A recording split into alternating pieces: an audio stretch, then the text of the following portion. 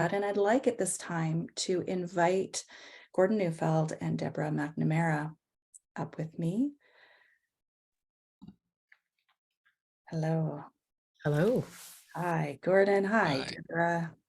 Mm. Oh, what an important message. I, that last line that you said, that nature's design is brilliant. And I think how much, we have lost our way in so many places of the world. We've lost sight of this. And I'm so just encouraged by hearing what you shared and by bringing this message, this much needed message. And I know you have so much more to say. I'm looking forward to this opportunity. I Well, could it it see. it Yeah. it was overwhelming, I must say, in my preparation. As I mentioned, I I wanted to speak on the topic. Intuitively, it felt that there was a nerve to be struck here. There was something very important, but nobody had ever asked me to speak on it. I can't imagine anybody will ever ask me to speak on it, but it was something that needed to be done. When I started gathering the material, it felt like I had gone through a rabbit hole, and into all of a sudden a huge cavern, underground cave opened up, and I saw all these directions. And I must admit, I have really had a lot of fun. First going one direction, then another direction, then another direction, then another direction. And then I panicked because it was time to put a 25-minute presentation together.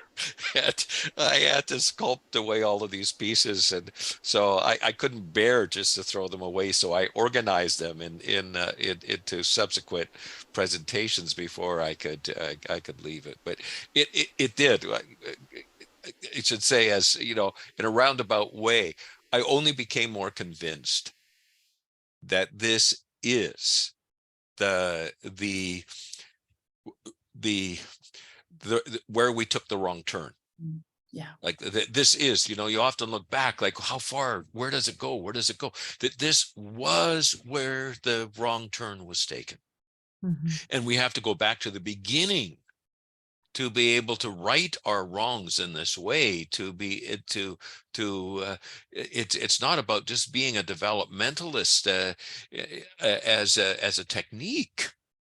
It has to go through and through, you know Yeah. and Mhm. that's I became more convinced of that. Yeah. Well, I'm just so delighted that you were able to put this into words, Gordon, because I think it's something we don't have a lot of words for, and especially in a North American culture, and as countries adopt that sort of, entrepreneurial, independent mindset, we don't really value dependence. It's a bit of a dirty word. We don't see the insecurity, as you say, that it creates. We haven't connected the dots. And so it's really important that we do, because we're chasing problems on one end, but not connecting it Mhm. to the roots. And so I love that beautiful analogy of a plant because it connects all the pieces together, which have really become fragmented.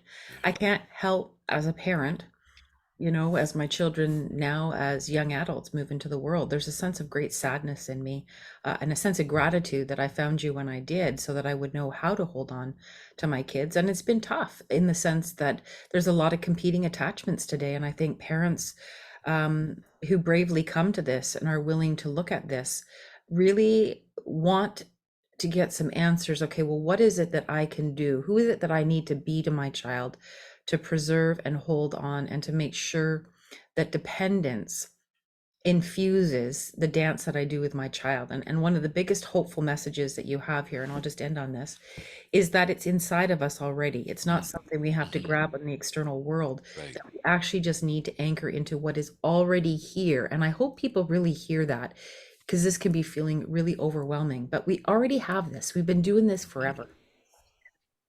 Yes, and we already have this. And when there was wisdom and culture to correspond with this, there was this dovetail, and so it would bring out this. We didn't have to read books. We didn't have to know. You didn't have to know about it. Now you do. Now you have to become conscious of it because we don't have the culture to support us. So it does feel a bit like swimming against the stream when you do this. But it shouldn't feel that way. It should feel the most natural. Absolutely natural. And so it's important to honor the conflict between intuition that you feel like this, where you know that inviting dependence would be at the root of it, to to feel the conflict with what, but society is not going in that direction. So it is natural, but it is not in tune. It's in conflict with society as we find it now. Mhm. Yeah. And I think, I seeing some of the comments coming in, and this idea that our intuition has been buried by all of these messages, and someone else writing in just right early on when we first opened that up to say it's so validating. It's so validating, those that are here and have felt this, have felt their intuition with this, but it feels so wrong. And I think of the messages that I had with my second child, when she had, her dependency needs were quite strong. She had a lot of sensitivity, Mm, a lot of alarm in her early years. There was some challenges just around her birth, and I was her person, and she needed to come to me. She needed to be with me before she was freed up to go. You talk about that, the dependence leads to the independence. You could actually see the energy, her fill up, mm, and then it would shift, and off she would go, and she would mm, go for, at the beginning, minutes, whole minutes. She would go and it's led to hours, and longer now, and as she got older. But in that beginning, it was, she just needed to be, those dependency needs to be satisfied. And I had all these other voices saying, she just needs to figure out how to do it herself, and she needs to, just be by herself at night, and she'll get used to it. And I thought, but at what mhm. cost? At what That's cost? that's why I felt like I had to mention the buds of independence, the spirit of independence, the will and the desire, because we know that we can't create them. Like when you ask, well, did it, does your child want to dress himself? Well, no. Well, but there's the intuition there that I can't make that happen, right? And so I have to retreat. I have to retreat. There's something at the bottom of it, and that's why it's so important to retreat here. It's just, when we try to do nature's work, we can't do it. We can't do what nature does. We've never been able to reproduce life. We've never been able to produce a spontaneous, unfolding of development. We have to retreat to do what we're meant to do and take care of each other. And again, it's incredible how nature has entrusted us to take care of each other. Because we're not doing a particularly good job, but it's still the huge sacred trust in us, to take care of each other. Mhm. I always think about, just how does this show up in when I'm working with families, and how to help families and parents who are really sensing that something doesn't feel quite right, that they want to take the lead and something is off. And one of the things that I find that North American culture and experts, parenting experts, encourage is the use of asking of questions of our children. This consultation, what do you want? How are you? What can I get you? Tell me when something's wrong. It's that whole message of self-care, like I'm here to take care and serve you. But your statement of always taking care of the needs and not the demands, I always think and come back to that. What a brilliant, just simple phrase. What are the needs? Because it focuses as our eyes, it uses our eyes, our instincts, our knowledge, our capacity as a caretaker to say, what does this child need from me? What is stirring them up? And how can I be the answer to it? Not the answer to the demand, Right. not to give them a question, but actually to show up and suggest in how I show up that I'm going to take care and I can be trusted upon. And so there's so many just little insidious things in our culture with too many questions, too much Hmm. consultation, too much Which child-led, the, egalitarian. the very act of a question puts a child in the lead, as if Yes, they know. And exactly. this is where, no, we all know what we're seeking. We, we're the love, the significance, the belonging, all of these relational needs. And so again, the idea, no, we know more than they know.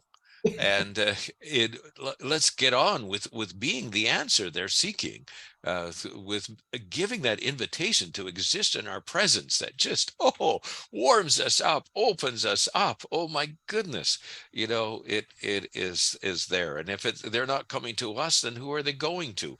And who are they going to? Do they have as much love to give as we do? You know. Well, I, I think when you say that, I think, about that invitation, sometimes as a parent, it's so hard when you feel the demand and you're reading the behavior or you're seeing the behavior, and your instinct is to withdraw or to get frustrated, be frustrated or Yeah, right, annoyed. And right. it's so hard to find that place in you. And I think of that for myself as a parent, also as an educator, as a counselor.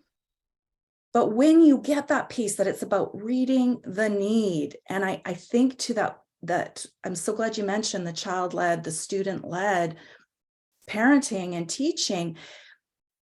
It's a different way. You're coming from a different place where it's child-centered, Yeah. in that you're looking at what the child needs, and you are taking the initiative to provide for those needs. So it is about, okay, in this moment, I'm not feeling particularly connected, but I know now more than ever, they actually need me to step in, be that warm, caring alpha, sometimes in a place where you actually, you kind of need to hold the space, Yes. and Yeah. say, I will take care of you. Maybe not with your words, but with your language and your tone, and moving into that place. And then that energy can shift, and off they go. It can And just, that's where it requires some degree of confidence that this will bear fruit.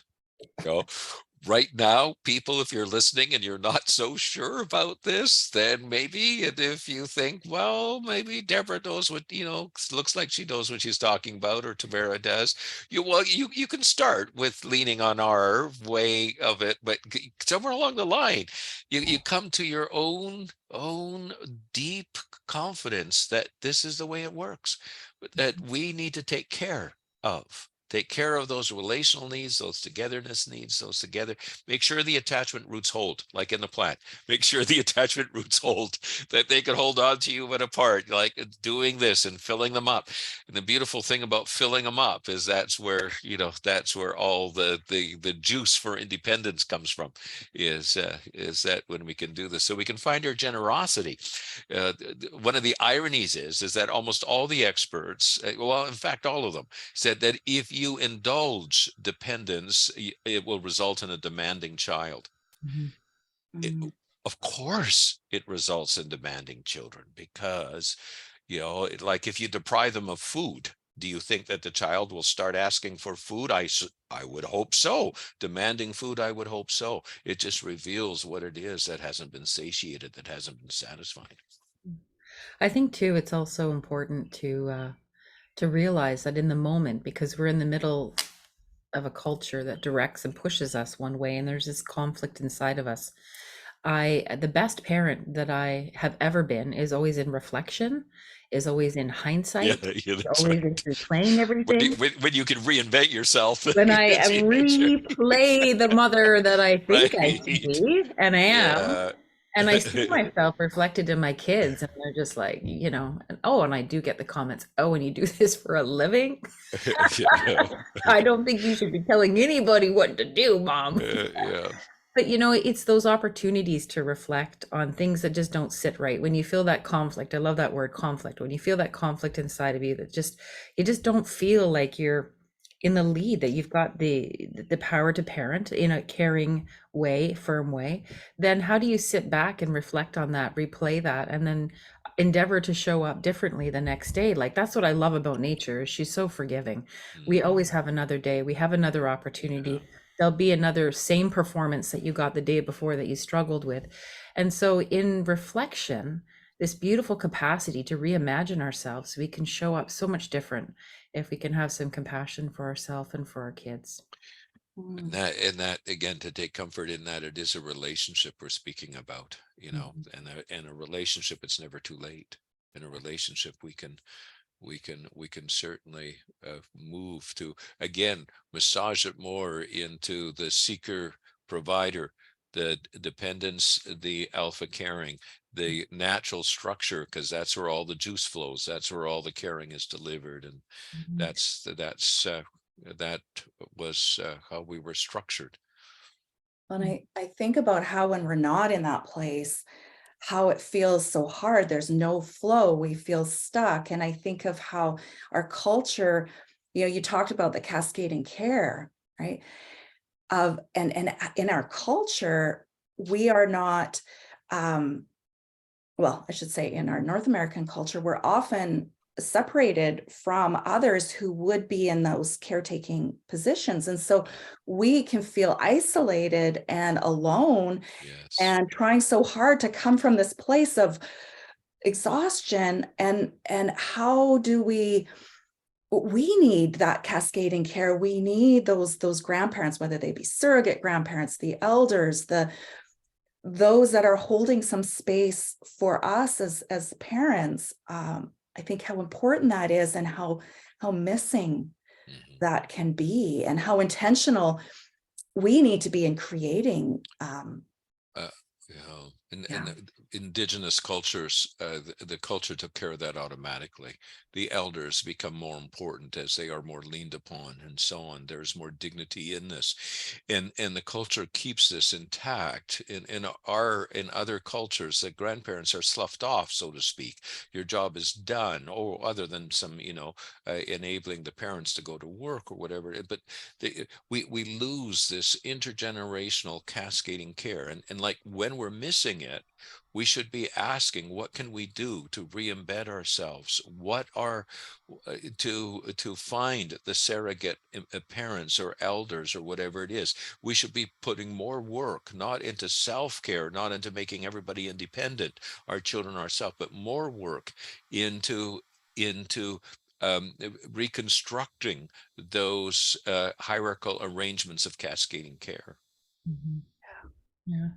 I think if we saw the world as being more alive, I think about my Celtic tradition and history. It's the animistic sort of Mm, belief. Same with most indigenous, I think, groups would Mhm. hold this, that the rocks and the rivers and the trees, everything has a life to it. And so we're embedded in that ecosystem, we're embedded in that set of relationships. So we're not just merely alone, not even just in human contact. We've got all of these relational things that nature gave us to hang on to.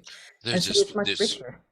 this beautiful trust in nature taking care of us, right? In nature in this various forms, Mother Earth, and also the spontaneous living force. But there is a leaning into which is required, is necessary to be sustained and fulfilled and to pass it on. Mhm. yeah. I think it's also, when you were speaking, I was thinking about the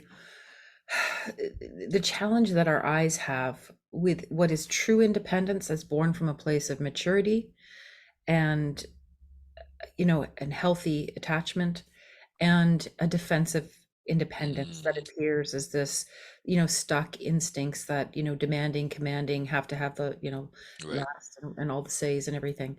And so I think our eyes, particularly in some cultures where that's venerated, where there is success Hmm. associated with it, where that actually will get you really far in life in Hmm. particular ways, probably not so much in your relationships, but in perhaps your work and other things, and leadership, so to speak. It can actually move the dial, so forth. And you see this in classrooms. People will say, well, that child has really leadership potential, but the roots of where that sort of independence is coming from, is it a bravado, is it a false, is it an insecurity in Is the it a child? resistance to dependence? Yeah. Exactly. Yeah. Yeah. I had a And just yeah. it just reminds me of um a young girl. Well, she was 16 at the time, in a foster situation, came to live with us for about a year and a half. And I remember when she first came in, and I was young and keen and thinking I was going to be the one to save her and take care of her and be her answer. All wonderful things, to imagine.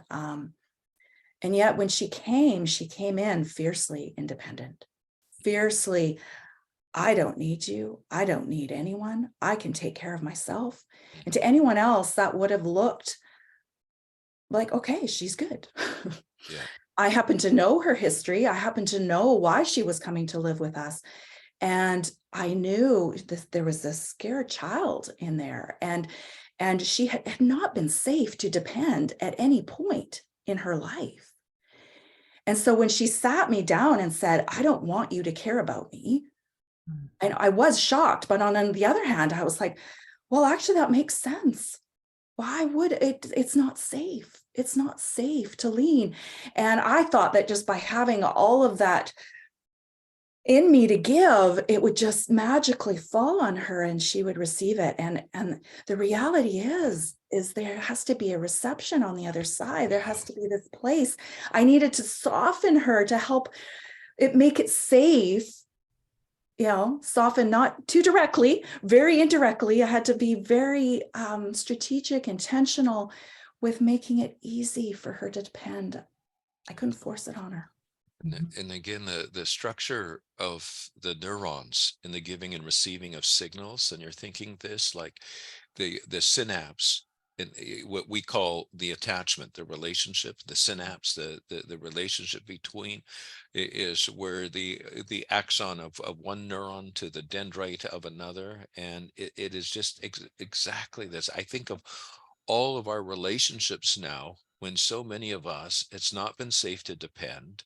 And so we resist our dependence. We're afraid of our dependence. We're ashamed of our dependence. We're in a semi-defensive alpha posture, but not the alpha of caregiving, the alpha of defense, in which doesn't give care. In this, we're actually repelling each other instead of being able to go into these strong, profound, fulfilling connections. And there's nothing more fulfilling on both ends than to be in that natural structure of giving, fulfillment in giving, or fulfillment in receiving, but the axon and the dendrite and the synapse. And that is, that's the place. And it just, we're after centuries of it not being safe to depend, not many of us lean very well anymore. Mhm. And I think we need to know that there's an answer here, like nature has an answer, that the beautiful shift in the young child between the ages of 5 to 7, where they become more capable of being autonomous. They have a narrative that's sort of, wed together. They have deeper attachment roots. They're much more ready to be, and you see these fruits of moving forward into the outside world under safe caring attachments. And you see the 3-year-old with that autonomy that I do it myself, and you Yes, just see these little buds of independence, and they're along the way. We don't have to push it, I think that's about right. my kids leaving for university, and Mom, I'm 18, I'm going to go now, and you're not going to decide where I go to university. And of course I want that for them, but it doesn't start with the 18-year-old. It starts with the Yes, 3-year-old and the invitation and the dependence. And so these little increments that slowly we miss because our eyes are no longer developmental. We're looking at outcomes and this behavioral and learning approach where we've set the contrived outcomes instead of following along with the wisdom of nature. And so I think if we take a step back into development, we can have the faith that we want as we see our children unfold. They get more impulse control at age 5 to 7. Suddenly they're not, hitting people. They're using their words. I hate you instead of hitting you. And then hmm, all of a sudden they shake and shudder and then don't lash out. And we can see these little fruits along the way if we just if we turn our eyes, I think, to these beautiful developments. Yeah. Yeah. There's some, quite a few questions coming in around, well, how do you soften a child? How do you make it safe to depend? And I think of what we'll be talking about later today, Deborah, you and I think we'll be speaking to that a little bit as well. But I think it starts with understanding that it's not something that we can force. We cannot force the defenses to come down. We can only make it easy for those defenses to come down, for the child to be receptive to our care. It is a yearning. It is a yearning first and foremost. I find that when I can yearn for that connection, some of the ways start to come to me. It's not, there's no here's 10 things you can do kind of thing. Unfortunately, sorry to disappoint all of you out there. But it's something we feel from the inside, and and we can be creative about this. This is not something that we necessarily go at directly. We need to find those edges, find those places where we can see there's just a little bit. Like I remember one girl that I worked with as an adolescent, and I was trying to figure out, she had her protection up. There was no letting in. I had no idea how I could make her feel safe. And I tried all kinds of different things. And then one time I just happened to make cookies, and I brought the cookies out, and she smelled the cookies, and I just saw her face go, oh, my grandma used to make those for me. We used to make cookies together. I thought, okay, all right, here we go. Let's start there. Your relationship with your grandma. I noticed, and like, okay, maybe can you bake again? Can you, what can you find? You don't know. You don't know until you start yearning, until you start looking at what might be the way. And I think when you get to the essence of it, like when you think what nature is trying to do, is trying to take care of us by take care of us by getting us to take care of each other. So when we have the yearning to get our care through to our partner, to our student, to our child, when we have that yearning, and when you do so, you'll find yourself, warming up, being more generous. You'll safety will be all important to make it safe to depend. Safety, warmth, and generosity, like as I tried to just speak to very briefly in that diagram about being an alpha provider. These are the things that melt the heart. Mhm. These are it, because everyone wants to be cared for, even if they're afraid not to depend. We all have that need. We all have togetherness needs for the rest of our life. We have relational needs. We have relational needs on purpose. Nature meant for us to be connected. This isn't a mistake. We're meant to do this. These are togetherness needs. And so it's when we yearn to get the caring through, like, with a plant, a gardener, if you want to give it the nurturance it needs, you'll pretty soon learn from your mistakes on what to do. And that's, as I just underscore what Tamara says, instead of thinking of how to's, line it up with the yearning for what a relationship is all about. So instead of how to's, just to get my love through, my caring through, and pretty soon you'll there'll be warmth there, there'll be generosity there, there'll be safety there. It has to be genuine. It's not something you can put on. It's not a performance. It's not something you read in a book. It's not a way of talking or walking. It's actually can sometimes I find that generosity in me by first feeling the sadness about the distance and the lack of receptivity or where it is that I want to be close. And when I can feel that sadness or put some words around it, then I find my tears deliver me Yes, yearning all over again. And that that's right.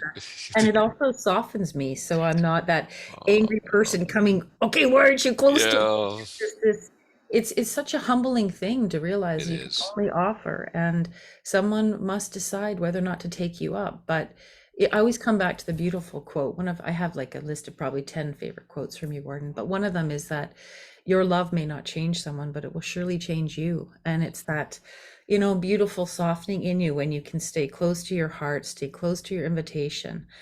People are going to decide whether they want to feed from that or not, but that isn't for us to decide. And I think that makes us safe. People don't feel pushed.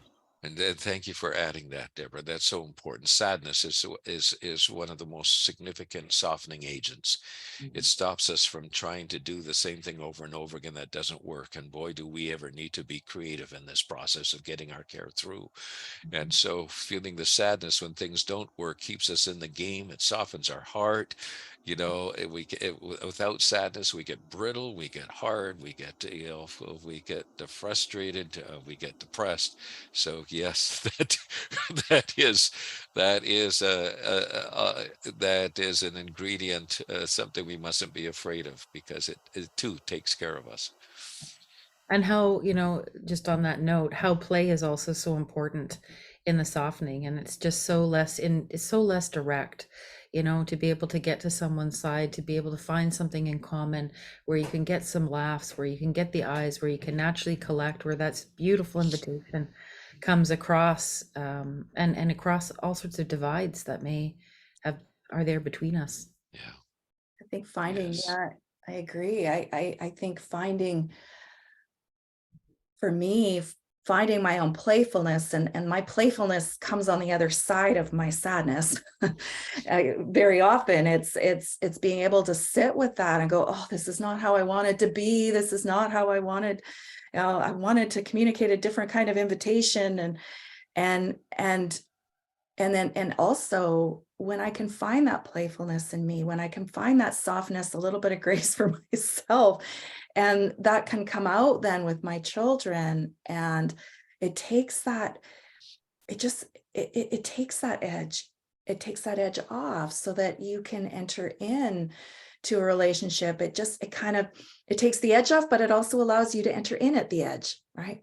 And kind of just play with it a little bit. And like you said, Deborah, bringing some of that humor in sometimes, even when I'm not feeling particularly like humor is where I'm sitting in, but it can help us to find our way. And I mean, as I'll speak to later, I think, the whole act of story and reading together, and you're talking about food and eating together. These are all ways that we can make that connection, that we can invite dependence. Yeah, I'm looking forward to Mhm. hearing that one on food, Deborah.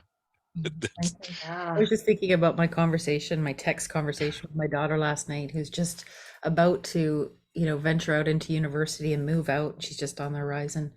And so last night, I asked the question, well, what time are you home? "Oh, I'll be home. I'll be home. You don't have to wait up for me." I'm like, well, I can't, of course I'm going to wait up for you. That's not your decision. Yes. And so I will. So just wondering about your time frame. She said, okay, well, I'll be home about 11:30. Anyway, so I text her at some point and say, what's your plan? And she says, holy mother, I'll be home 11:30. And so I just was thinking about the use of humor, and I said, holy, is Jesus there too? She said, yes. And then I said, well, say hi to him for me and get your butt home for 11:30. Yeah. But just, how do you, if you have teenagers, if you don't have a sense of humor, oh my gosh, you better have Yes. a lot of tears. Yeah. Because that Well, whole that's the burst for playfulness, right? autonomy, right? Yeah, that burst for That's the autonomy, play. that beautiful independence, Yeah. where it looks good, there is that little conflict that comes when they try to spread their wings. So Yeah, the little buds. Yeah. but they're not always nice buds. They can sometimes be a little bit of Yeah, an right. elbow. Prickly buds. Yeah. Thorny buds. Yeah. Buds. It's not all pretty. It can be messy. Oh,